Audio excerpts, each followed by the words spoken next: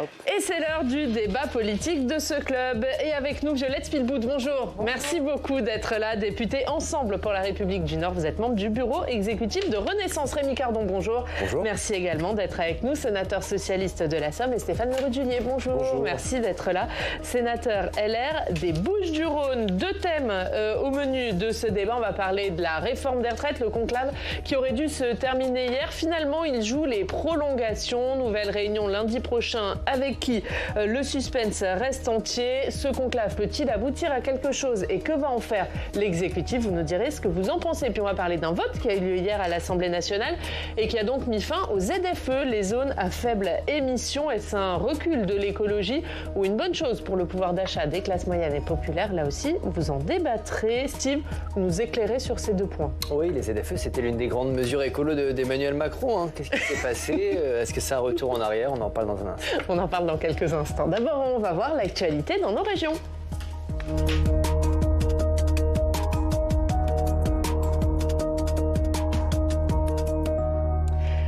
L'actualité dans nos régions, c'est avec nos partenaires de la presse régionale. On va à Niort où on retrouve Baptiste Bise. Bonjour Baptiste, merci beaucoup d'être avec nous, directeur départemental de la Nouvelle République dans les Deux-Sèvres. Baptiste, des milliers de lycéens ont entamé cette semaine le marathon du bac et vous vous êtes penché, vous, sur l'absentéisme des profs. Il y a une étude sur l'attractivité du métier d'enseignant qui doit être publiée.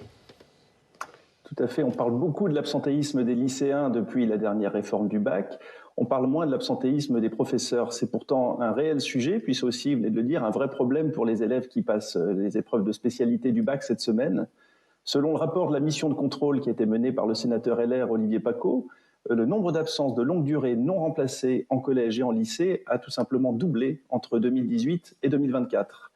À la rédaction de la Nouvelle République des Deux-Sèvres, on a fait le choix de nous intéresser à ce sujet, sans toutefois, malheureusement, être en mesure de publier des chiffres locaux, puisque le rectorat de l'Académie de Poitiers n'a pas donné suite à notre demande. Alors, c'est pas vraiment surprenant, puisque le ministère de l'Éducation nationale refuse lui-même de communiquer des chiffres sur le sujet de l'absentéisme. C'est dire l'intérêt de la mission de contrôle du Sénat, qui permet de prendre conscience de l'ampleur du problème de manière très factuelle, et pas uniquement au doigt mouillé. Dans les journaux de proximité comme le nôtre, nous avons un autre baromètre, ce sont les coups de fil ou les mails adressés à la rédaction, aux rédactions locales et à la rédaction de la Nouvelle République quand un professeur n'est pas remplacé. C'est souvent le premier réflexe des parents quand le problème se pose durablement dans le collège ou le lycée où est scolarisé leur enfant. Grâce à eux, cette année, par exemple, nous avons appris que 4 classes du collège François Villon de Saint-Varan, près de Thouars, dans le nord des Deux-Sèvres, n'avaient pas eu de cours de français pendant 1 mois dès la rentrée. Même constat au collège François Rabelais de Niort, pour 2 classes de 3e entre décembre 2024 et avril cette année. Au collège de Celles-sur-Belle, dans le sud du département, un prof de maths a été absent sans être remplacé d'octobre à janvier. Alors dans ce cas précis, le rectorat de l'Académie de Poitiers a bien voulu nous répondre et a expliqué que l'arrêt maladie de cet enseignant avait été prolongé toutes les 2 semaines, entre octobre et janvier, et donc il n'était pas possible de déclencher un remplacement pour moins de 15 jours. Alors que fait l'Éducation nationale, Baptiste ? Alors l'Éducation nationale, je vous l'ai dit, elle ne communique pas de chiffres et elle n'a pas souhaité répondre à nos questions, mais elle semble être consciente du problème. Un pacte enseignant a été mis en place en 2023. Il prévoit notamment des missions complémentaires rémunérées et les professeurs peuvent se porter volontaires pour effectuer jusqu'à 18 heures de remplacement. Dans les Deux-Sèvres, la représentante de la CGT Éducation observe que peu de collègues l'ont signé, car, dit-elle, ils font déjà jusqu'à 20 heures de cours par semaine. Donc, ce n'est pas un franc succès. Pour les longues absences, les syndicats d'enseignants reconnaissent que le recrutement est difficile, même pour les longues absences qui peuvent être anticipées, comme un congé maternité, par exemple. Il y a de moins en moins de professeurs titulaires mobiles et il est difficile de recruter des contractuels. Ils ne tiennent pas, car ils découvrent le métier sur le tas, nous explique la représentante de la CGT dans les Deux-Sèvres. Pour résoudre le problème des absences non remplacées et plus largement répondre à la crise des vocations des enseignants, les syndicats proposent une autre solution, revaloriser les salaires des professeurs. Merci beaucoup. Merci Baptiste d'avoir été avec nous. La une de la Nouvelle République, 3 écoles risquent de disparaître. C'est à la une de votre journal. On va en dire un mot. Peut-être je vais commencer avec vous, Violette Spilbout, parce que c'était l'une des grandes causes d'Emmanuel Macron et de Gabriel Attal, particulièrement, lorsqu'il était ministre de l'Éducation nationale, puis Premier ministre. Aujourd'hui, on le voit, cette question, notamment de l'absentéisme des profs, ça reste une question majeure. Est-ce que ça fait partie des échecs de ces quinquennats d'Emmanuel Macron ? Ça doit rester une priorité. Ça doit rester une priorité parce que les enseignants, c'est le socle de l'école, de la cohésion nationale. Et donc, l'attractivité du métier de professeur, oui, vous avez parlé de la revalorisation des salaires, il y a le sujet des moyens, mais je crois qu'avant tout, il y a le sujet de la considération pour les profs. Les profs, ils doivent être considérés par les élèves, les parents d'élèves, respectés. C'est le rétablissement de l'autorité à l'école et on a porté des mesures là-dessus. Et puis, ils doivent aussi être respectés par l'administration, l'éducation nationale. Je pense que quand on est jeune professeur, on a besoin, sur les mobilités, sur le changement de ville, d'avoir moins de brutalité dans les nominations. On a besoin aussi de pouvoir réellement se former, avoir des temps où on peut être formé à la fois à l'innovation, à l'intelligence artificielle qui peut effrayer. Et puis, on a besoin aussi de stabilité parce que être prof, c'est un engagement, c'est une vocation, c'est pas un métier. Et donc, il faut qu'avec sa famille, on puisse s'installer dans une communauté éducative et y vivre bien avec cette considération de l'administration et ce soutien. Nous, par exemple, on a travaillé là récemment au regard des événements violents et du meurtre de Mélanie sur le sujet de la discipline dès le début d'une violence à l'école. Et on voit que souvent dans les établissements, les sanctions doivent être décidées en fonction du cas. On propose avec Gabriel Attal un barème de sanctions nationales qui soit le même pour tous et qui soulage finalement une décision qui parfois est difficile à prendre ou est prise trop tard. C'est une bonne mesure, selon vous, Stéphane Le Rudulier, notamment ce barème national de sanctions que propose Gabriel Attal? Oui, je le pense. Et derrière ça, c'est vraiment une crise, ça a été dit, de vocation du métier d'enseignant qui doit être revalorisé, certes, au niveau salarial, mais également avoir le retour de l'autorité du professeur ou de l'instituteur, du professeur des écoles. Et ça, je pense que c'est important.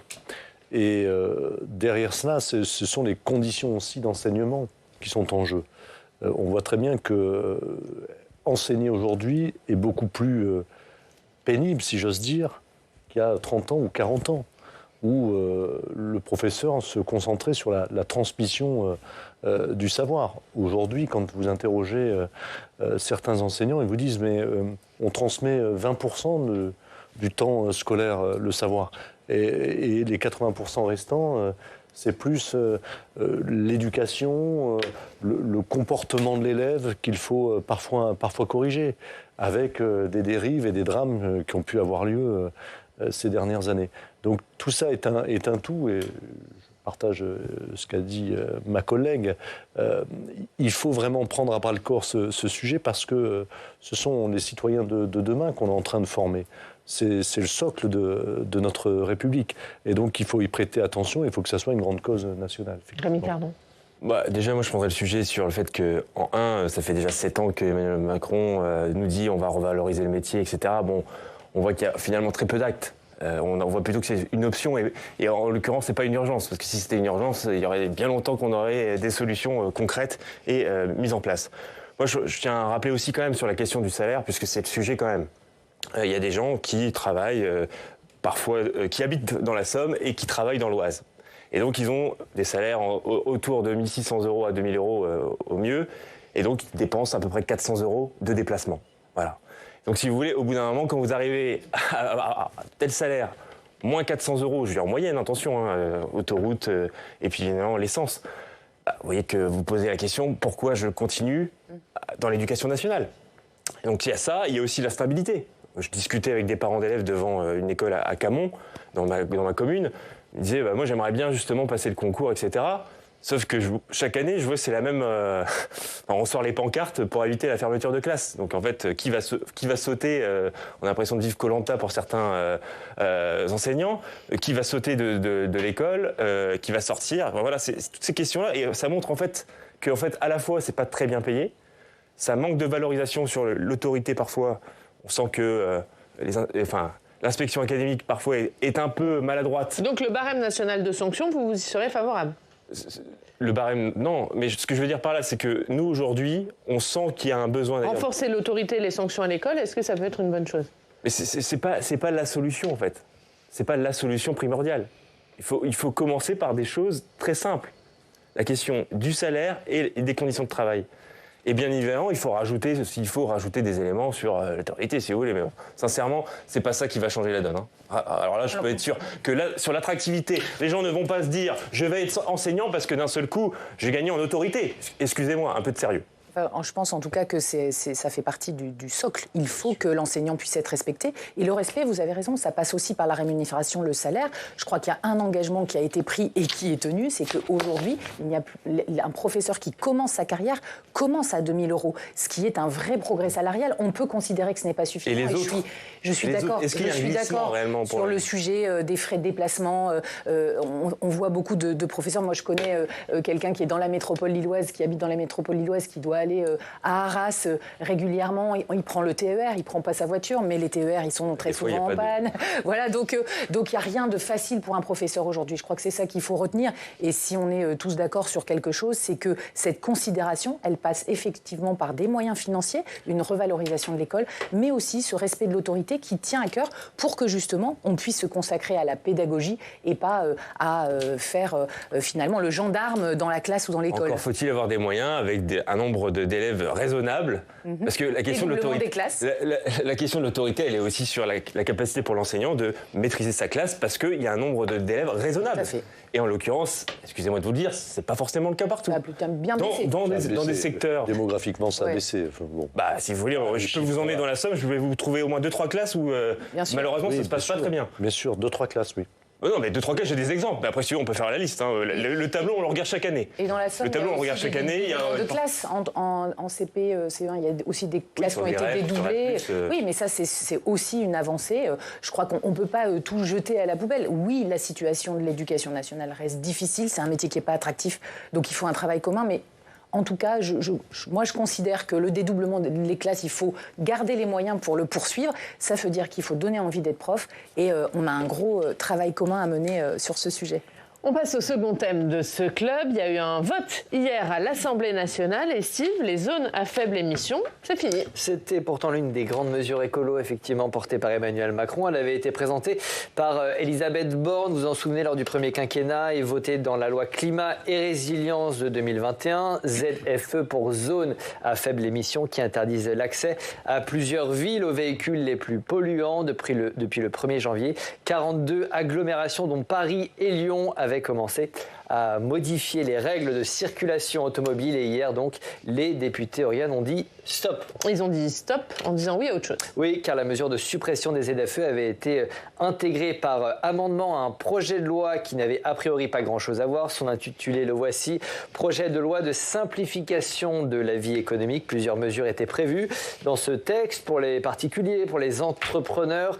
L'idée était de leur rendre la vie plus facile, par exemple en matière de baux commerciaux. Au final, l'Assemblée nationale a adopté l'ensemble du texte. La droite et le RN ont voté pour, le Modem et Horizon aussi. La gauche a massivement voté contre. Mais ce qui est intéressant, Oriane, c'est de voir ce qui s'est passé du côté de la Macronie. 8 députés du groupe présidentiel ont voté pour, c'est-à-dire donc pour la suppression des ZFE. Je ne sais pas si vous suivez. 14 députés se sont abstenus. En off, certains parlent du claque pour Gabriel Attal, le président du groupe, qui avait pourtant donné pour consigne de s'opposer à ce texte. Et on va demander à l'une des membres de ce groupe de Gabriel Attal.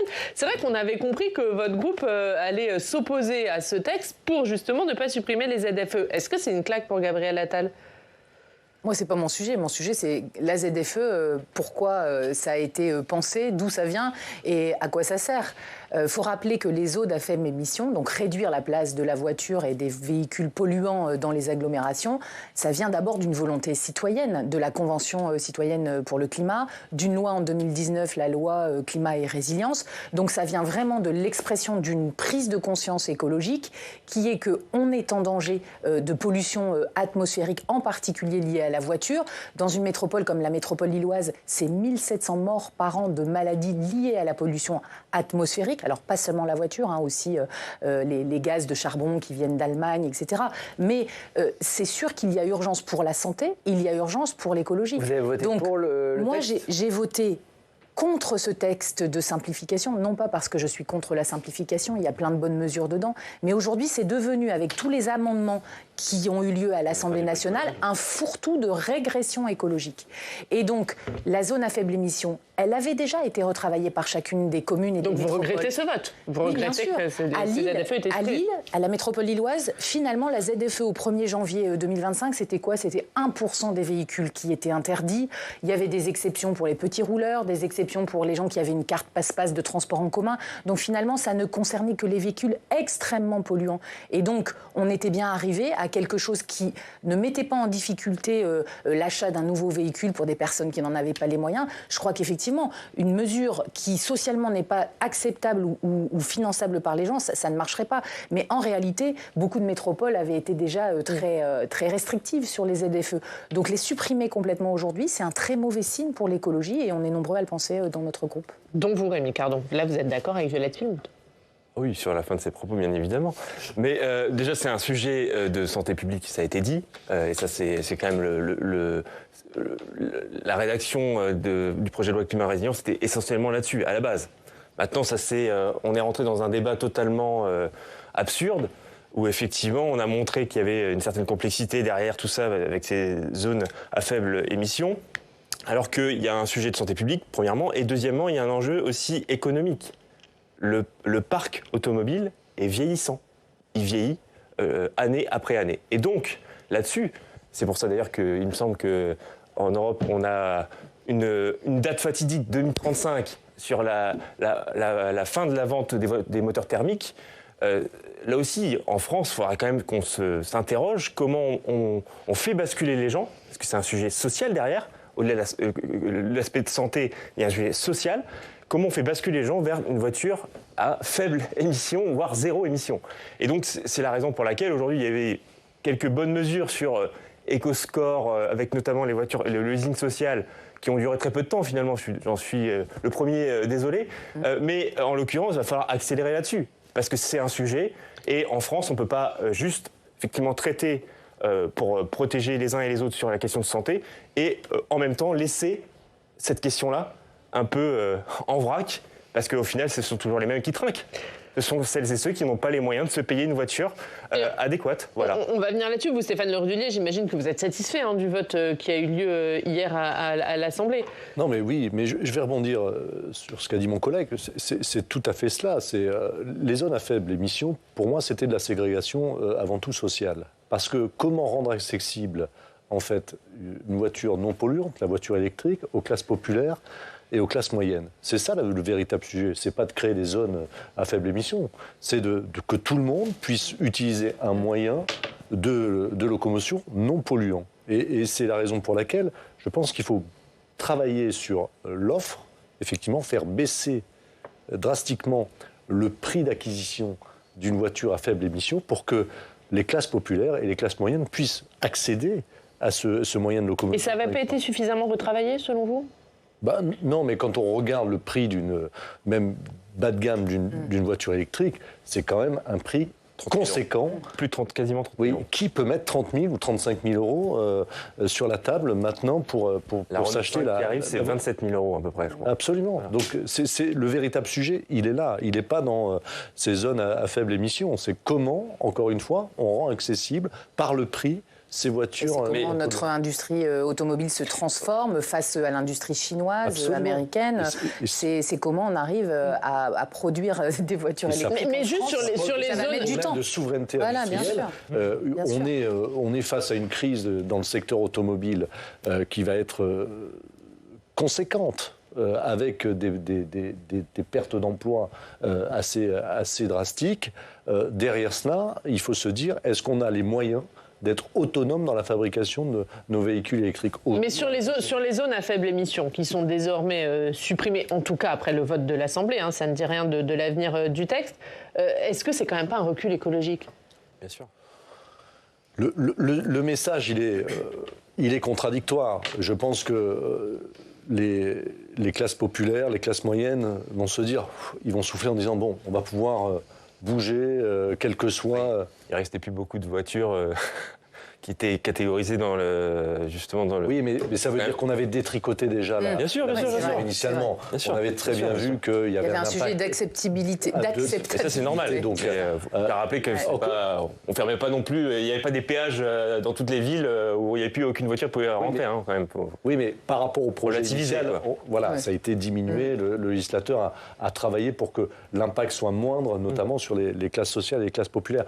Mais ça veut bel et bien dire que le sujet était ailleurs. Il faut déplacer le sujet, il faut déplacer le débat sur, encore une fois, l'acquisition d'un véhicule propre pour tout le monde. Mais du coup, il n'y avait pas forcément de nécessité de rejeter et de supprimer ces ZFE, si ça avait été retravaillé. Retravailler. Si on avait pris le problème à la base, il n'y aurait pas besoin des ZFE. C'est ce que je suis en train de vous dire, clairement. Donc, travaillons sur l'offre avant de... C'est le sujet de la planification écologique. On lance des règles en France, mais on ne se donne jamais les moyens de réussir ces objectifs. Donc là, c'est exemple des ZFE. On n'a pas travaillé le sujet. Alors moi, j'y suis favorable, mais encore faut-il mettre des moyens pour accompagner la population pour basculer sur une voiture plus propre, dite propre. Mais c'est tout le sujet. Et là, ce qu'on remarque, c'est que ça a servi, la soupe, excusez-moi du terme, au populisme à tout va, un débat qui a été pollué, c'est le cas de le dire, désolé de faire des jeux de mots ce matin, mais ça a été pollué avec tout et n'importe quoi. On a justement, ça a permis au Rassemblement national de faire cliver entre les urbains et les ruraux, voilà, c'est magnifique. Super, mais est-ce que ça fait avancer la vie des Françaises et Français ? Je pense que non. Cette suppression, c'est un recul, comme MaPrimeRénov' qui est stop and go, comme la loi du plomb, comme beaucoup de trucs. Après, en fait, en ce moment, il y a quand même une CMP. En ce moment, j'ai l'impression que cette majorité se défoule sur l'écologie. Et qu'est-ce qui va se passer justement dans la CMP, cette CMP sur il va y avoir une ZFE, négociation, je crois, entre 7 sénateurs et 7 députés. Et on va peut-être, je l'espère, revenir à l'origine de cette loi qui avait été votée au Sénat avec un certain nombre de mesures, surtout pour soulager les entrepreneurs, les artisans, les citoyens de procédures administratives. C'est ça un projet de loi simplification. Et donc, finalement, ça a enlever les ZFE qui ont été rajoutés. En tout cas, je crois que ce n'était pas l'objet de la loi initialement. C'était bien une simplification administrative, le sujet des baux commerciaux, le sujet des procédures, des CERFA que l'on remplit de façon inutile ou en doublant. C'est ça qu'attendent les Français. C'est une vraie simplification. Donc oui, il faut une loi simplification, mais qui atteigne son objectif. Un dernier mot là-dessus, après on passe aux retraites, Stéphane Roudy. Si tout le monde roulait en électrique, il n'y aurait pas besoin des ZFE. Voilà.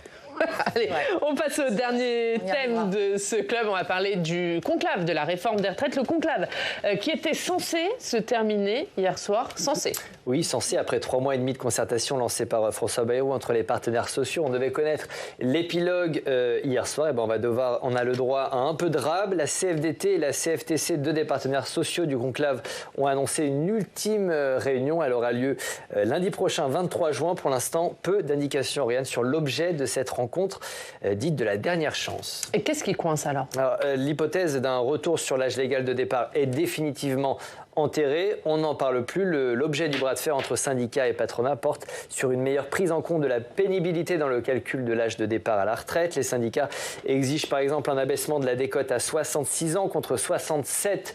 Actuellement, la décote, c'est l'âge auquel les salariés qui n'ont pas le nombre de trimestres réglementaires peuvent partir avec une retraite à taux plein. Les syndicats demandent aussi que le calcul de la retraite pour les femmes se fasse non pas sur leurs 25 meilleures années, mais plutôt sur les 22 et 23 meilleures années. L'idée, c'est de prendre en compte, par exemple, les congés maternité. Y aura-t-il accord ou pas ? Hier, aux questions d'actualité au gouvernement à l'Assemblée nationale, François Bayrou a rappelé que si les partenaires sociaux topaient, eh bien, un texte sera soumis aux parlementaires. C'est ce que demandent avec force les socialistes qui menacent de censurer le gouvernement si la promesse n'était pas respectée, M. Cardon. Et avant d'en parler, on va juste écouter Patrick Martin, le président du MEDEF, qui n'est pas sûr de participer à l'ultime réunion lundi prochain. On va voir ce qu'il en dit. Le 23 juin prochain, vous n'avez pas encore dit si le MEDEF serait présent ou pas. Est-ce que ce sera le cas ? À l'instant où je vous parle, je ne sais pas, mais pour ce qui me concerne, je suis très réservé. Et je peux vous expliquer pourquoi. Dites-le nous alors, pourquoi ? Voilà, parce que nous n'étions pas demandeurs que cette réforme soit réexaminée. Ouais. Elle apporte au pays, pas aux entreprises singulièrement. Et à bas bruit, certains sont en train de la détricoter. Or, notre pays a besoin de travailler plus et notre pays est en grande difficultés financières. Est-ce que ce conclave voulu par l'exécutif et par François Bayrou est clairement en train de faire pchit, Violette Spielbout? On va attendre le 23 juin. C'est vrai que c'est un peu inquiétant parce que si plusieurs partenaires sociaux quittent la table, ça a déjà commencé, déjà depuis le mois de février, depuis 5 mois. Il y a FO qui est parti, l'UDP, donc la CGT. Donc c'est vrai que si on n'a plus les syndicats autour de la table au moment de signer un accord, ça peut être inquiétant. Moi, je dirais qu'il faut garder l'objectif de ce conclave qui est de trouver une solution pour avoir des vraies avancées sur tout ce qui n'a pas été satisfaisant dans cette réforme des retraites de 2023 portée par Elisabeth Borne, le sujet de la carrière des femmes, de la pénibilité, des personnes en invalidité. Là-dessus, il me semble que le MEDEF a fait des vraies avancées il y a 8 jours en faisant des propositions. Mais si aujourd'hui on lui demande en plus d'augmenter les cotisations patronales sur le travail, c'est-à-dire le coût du travail, à ce moment-là, moi je ne suis pas d'accord. Parce qu'on est dans un moment où la France n'est plus compétitive. Partout en Europe, les autres pays ont une balance de commerce extérieur positive. Partout en Europe, on se fait dépasser par la Pologne, par les Pays-Bas sur la compétitivité dans le monde de la mode, du commerce.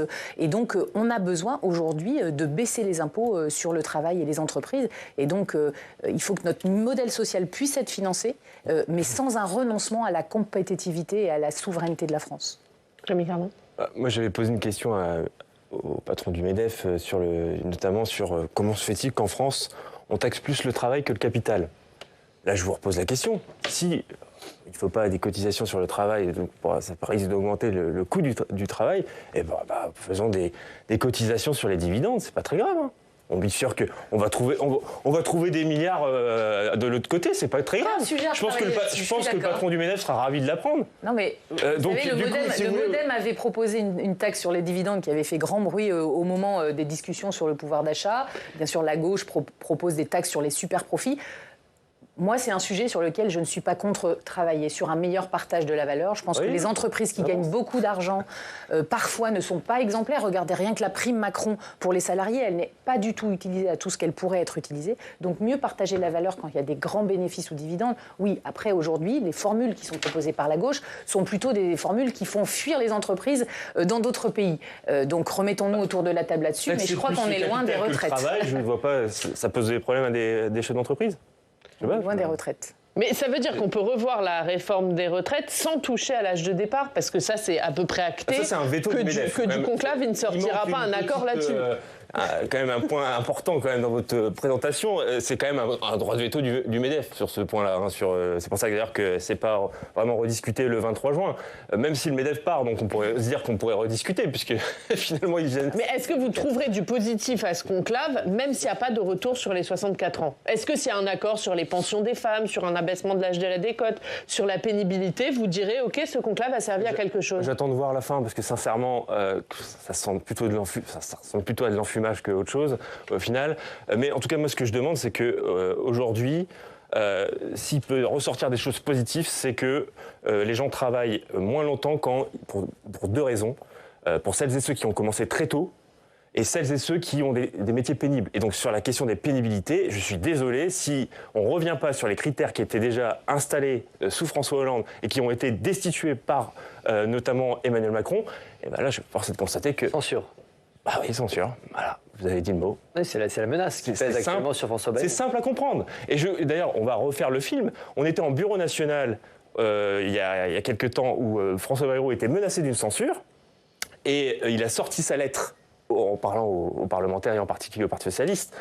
Et dans cette lettre, désolé, c'est écrit noir sur blanc qu'il faudra que le Parlement aura le dernier mot. S'il y a accord. S'il y a accord. Ouais. Donc en fait, on fait le MEDEF d'ailleurs. Du coup, le MEDEF sort, donc il n'y a pas d'accord. Ils savent tout pas. A été manigancé en fait. Ils sortent pas encore. On nous a juste enfumé. On vous a dit, vous inquiétez pas, on va laisser les partenaires sociaux gérer. Puis à la fin, il se passera rien. Juste qu'on comprenne bien, Rémi Cardon, la censure, c'est pas uniquement sur les 64 ans ou pas 64 ans. C'est-à-dire, même s'il n'y a pas retour sur les 64 ans, mais qu'il y a accord sur la pénibilité, là, il n'y aura pas forcément censure. Je ne peux pas affirmer un tel truc parce que pour plusieurs raisons, on n'a pas le résultat final. Et donc, si le MEDEF sort, parce que le 23 juin, il y a une réunion sur le MEDEF, et comme le MEDEF avait un droit de veto sur l'âge de départ Ah, vous dites aux partenaires sociaux, rediscutez entre vous Attendez, si le MEDEF sort, dans ce cas-là, c'est de leur faute, non? Je sais pas, Stéphane Le Rudulier, est-ce qu'il peut encore sortir quelque chose de ce conclave, selon vous? Première remarque, un peu d'humour, mais c'est plus vraiment un conclave. Parce que si les 3/4 des cardinaux partent à la chapelle Sixtine avant la fumée blanche, ça perd son sens. Non, je pense qu'on est en train clairement de mentir aux Français. Il faut regarder l'histoire du système de retraite quand même. 1909, excusez-moi de faire un peu d'histoire, 1909, c'est le premier système de retraite qui est posé sur la table.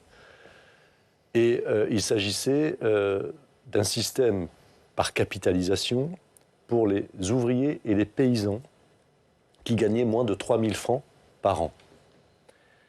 Nous arrivons en 1941, même si c'était sous le gouvernement de Vichy, où, en fait, on pose les premières bases d'un système de répartition qui sera consolidé par le Conseil national de la résistance en 1945. Quel est le constat? Aujourd'hui, notre système de retraite par répartition est à bout de souffle, étant donné qu'on a un problème d'abord démographique. En 1945, on avait 6 actifs qui finançaient un retraité.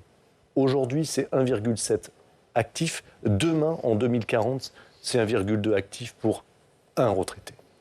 On voit très bien que si on ne change pas de paradigme, alors on peut discuter de l'âge de départ, mais en fait, c'est de la poudre aux yeux. C'est de la poudre aux yeux. La moitié de notre dette publique est consacrée au financement de notre système par répartition. Il faut le préserver pour avoir un système minimal et après avoir une fusée à 2 étages avec un système de capitalisation garanti par l'État qui viendrait en fait consolider le pouvoir d'achat des retraités. Et ça renvoie, si on change ce paradigme, à la liberté de tout à chacun de partir en retraite quand il le souhaite. C'est rendre la liberté de dire je pars à 62 ans avec... Pas vraiment quand ils le souhaitent, parce que ça va dépendre en fonction du nombre d'années de cotisation. Mais non, puisque... Arrêtez de faire semblant de ne pas comprendre. Si vous capitalisez... Enfin, il y a quand même 8 millions de Français qui capitalisent aujourd'hui. Et généralement, quand on regarde, ce sont soit les fonctionnaires dans la fonction publique territoriale... Il n'y a aucune justice dans ce que vous dites. Hein. Pardon ? Il n'y a aucune justice dans ce que vous dites. Mais bien sûr que... Il n'y a aucune justice sociale là-dedans. Mais bien sûr que... Ah bah non. Celles et ceux qui auront beaucoup d'argent vont pouvoir capitaliser et donc avoir une bonne retraite, et celles et ceux qui n'ont pas beaucoup d'argent, à la fin, non. Mais ce que je vous dis, c'est qu'il faut mettre en place ce système de capitalisation pour tous. Aujourd'hui, il y a une injustice sociale, puisque c'est les classes supérieures qui capitalisent et non pas les classes populaires. Aujourd'hui, il y a 8 millions... Et vous pensez sincèrement que des classes populaires peuvent... Mais bien sûr, puisque... D'accord, on n'a peut-être pas la même vie, à mon avis. Hein. Enfin, je pense qu'ils n'ont pas la même vie que nous, hein, sincèrement. Si vous baissez les cotisations sociales et vous mettez une part et puis après, ils auront la TVA sociale, ils seront rattrapés par la TVA sociale, vous inquiétez pas. Vous mélangez un peu tout. Ah si. Mais non, non, je ne mélange pas tout, c'est la vie des Français, ça. Non, mais non, vous mélangez un peu tout. Si vous dites à la personne, vous mettez 100 € par mois, ça serait capitalisé, garanti par l'État, et vous, en fonction de votre niveau de ressources, vous pouvez réguler cette part de capitalisation, 100, 80, 50, 200 € si vous gagnez un peu plus, je pense qu'au final, le salarié sera largement gagnant. On le voit dans des pays. Je vous laisse conclure, Violette Philbou. On l'entend de votre camp, de plus en plus émerger cette idée de capitalisation. Ça fait partie des idées à poser sur la table. Il y a un travail sur les idées de fond, effectivement, parce que le sujet des retraites n'est pas réglé. On a beaucoup de Français qui sont encore opposés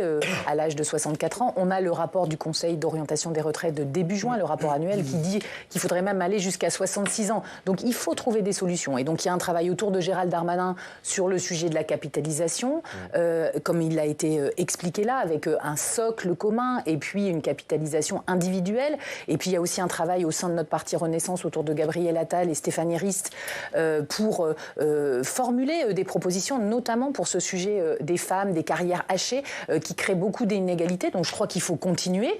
Il faut rester extrêmement lucide sur le fait que on ne pourra plus payer les retraités si on ne travaille pas plus longtemps, si on ne s'aligne pas sur les autres pays européens et garder le cap de la stabilité de notre modèle social. Merci beaucoup. On regarde ce qu'il y a à la une de la presse régionale.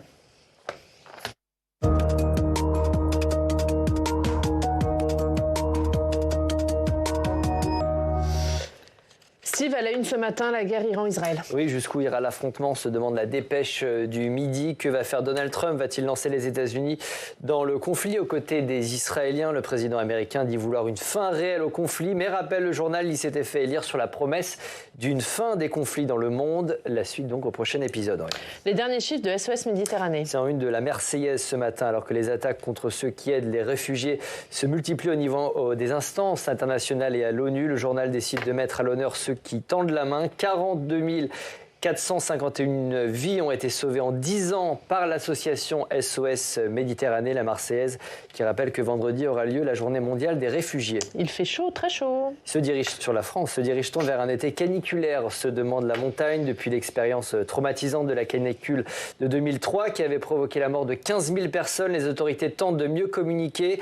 Yannick Neuder, le ministre de la Santé, a rappelé lundi la nécessité de sensibiliser à la canicule. Cette fin de semaine, les températures vont grimper dangereusement sur l'Hexagone. Rien de certains départements pourrait être placé en vigilance rouge. Qui dit été dit festival. C'est Presse Océan qui nous apporte la bonne nouvelle. L'ouverture du plus grand festival de France est imminente. À partir de demain, le Hellfest va accueillir des milliers de festivaliers venus des 4 coins du monde. Presse Océan propose un guide pour mieux préparer ce qui est considéré comme un véritable parc d'attractions musicales. 184 groupes de musique sont attendus, parmi eux Cypress Hill ou encore les Sex Pistols. Et on termine avec la mort d'une légende. On a appris hier la disparition de Bernard Lacombe, ex-international français et figure de l'Olympique lyonnais. C'est à la une du Progrès ce matin.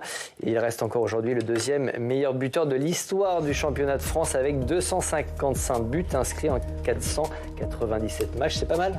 C'est pas mal. Merci beaucoup Steve. Merci Stéphane Laudulier. Merci beaucoup. Merci Violette Philbout d'avoir été avec nous. Et puis merci Rémi Cardon. Merci à tous de nous avoir suivis. On se retrouve demain. Très bonne journée.